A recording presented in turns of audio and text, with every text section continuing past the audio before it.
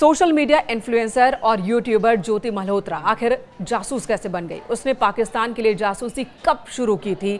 उसने पाकिस्तान को भारत की कौन कौन सी खुफिया जानकारी पहुंचाई है और पाकिस्तान के अंदर किन किन अधिकारियों के संपर्क में थी? आखिर एक मामूली सी यूट्यूबर कैसे पाकिस्तान के अंदर पहुंचती है और वहां पर पंजाब प्रांत की मुख्यमंत्री के साथ वो ब्लॉग बनाती है? आखिर वहां के फंक्शंस में वो हिस्सा लेती है? कौन उसकी मदद कर रहा था और इन सबके पीछे का उद्देश्य क्या है? अब तक कौन कौन सी खुफिया जानकारी वो पाकिस्तान के अधिकारियों को पहुंचा चुकी है और पहलगाम आतंकी हमले में किन किन जानकारियों का इस्तेमाल हुआ है?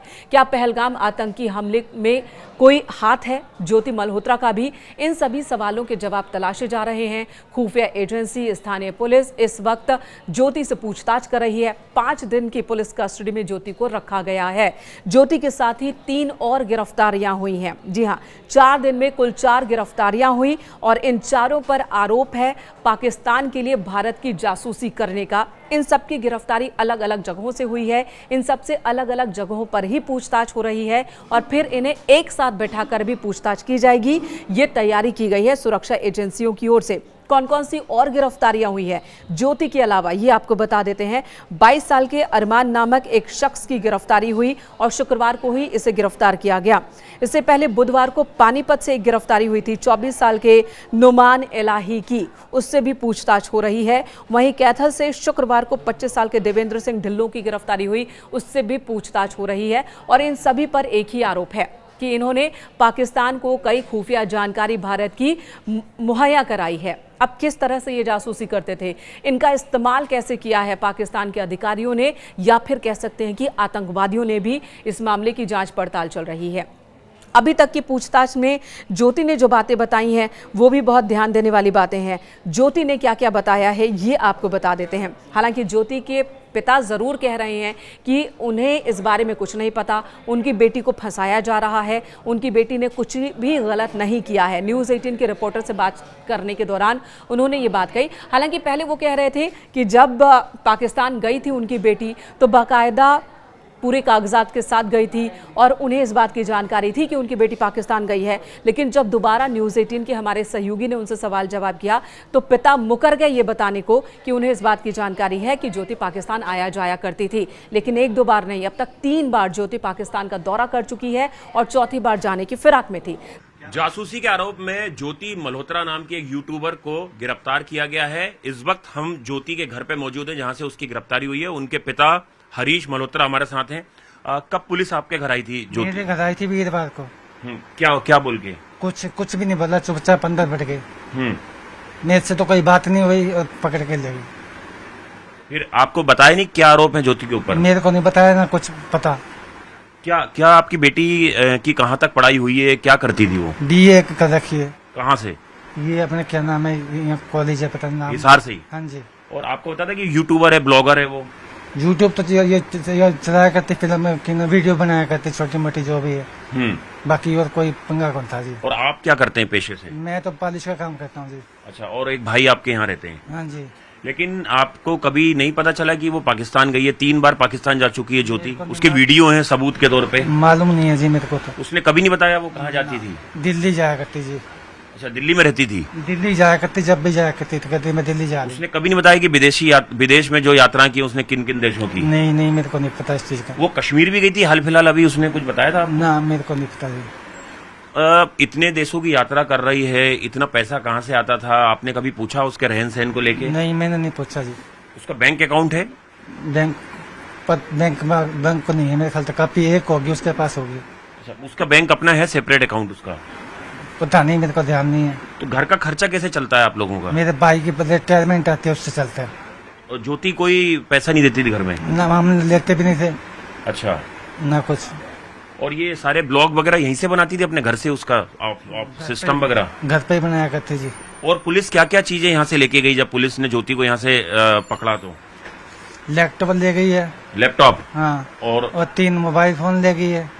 और अंदर पता नहीं क्या क्या सामान ले गए, पता नहीं। तो 3 मोबाइल फोन इस्तेमाल कर रही थी ज्योति? 2 हमारे भाइयों का थे, एक उसका था। अच्छा, एक उसका था।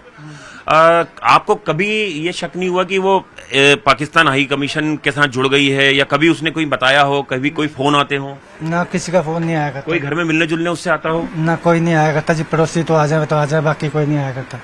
लेकिन आपको क्या लगता है, पूरे देश में उसे गद्दार कहा जा रहा है और एफआईआर में बाकायदा इस बात का जिक्र किया गया है कि वो पाकिस्तान हाई कमीशन के एक दानिश नाम के शख्स से जुड़ती है, भारत की गोपनीय जानकारी ये पाकिस्तान को लीक करती है और अपने यूट्यूब चैनल से पाकिस्तान की छवि भारत में अच्छी दिखाने की कोशिश करती है। आपको लगता नहीं ये गंभीर आरोप है आपकी बेटी के ऊपर जो लगे हैं?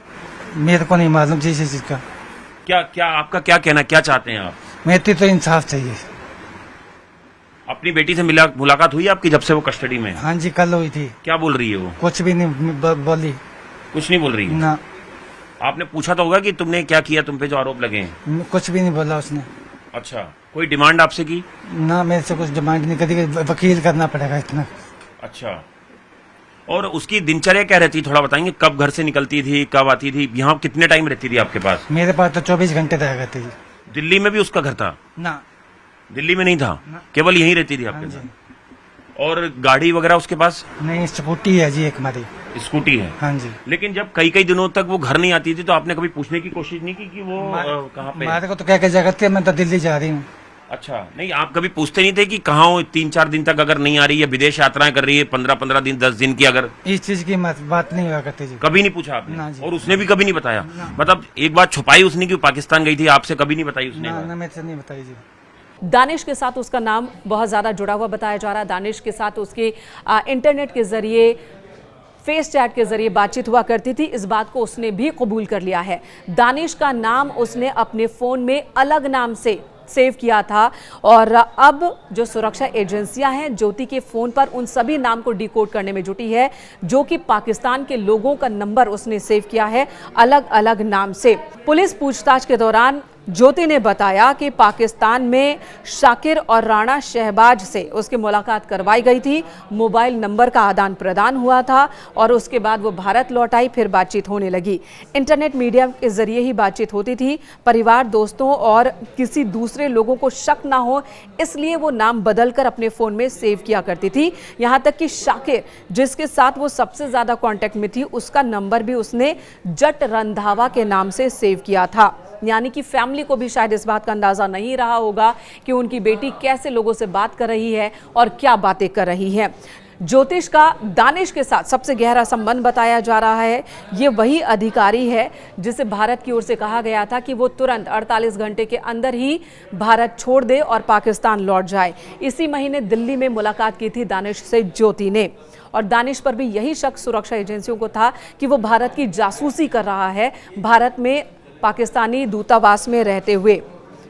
तो इस तरह से कई कड़ियां हैं वो जुड़ रही हैं। ज्योति खुद को अभी बेकसूर बता रही है, उसके परिवार वाले खुद को अनजान बता रहे हैं, लेकिन सुरक्षा एजेंसियां गंभीर आरोप लगा रही हैं और उनका ये भी दावा है कि उनके पास पुख्ता सबूत हैं जिसके बाद ही ये 4 गिरफ्तारियां की गई हैं। और ऐसे में लोग यही कह रहे हैं कि हमें ज्योति जैसी बेटी नहीं चाहिए। भारत के लोग कह रहे हैं कि हमें ज्योति नहीं बल्कि हमें कर्नल सोफिया जैसी बेटियां चाहिए।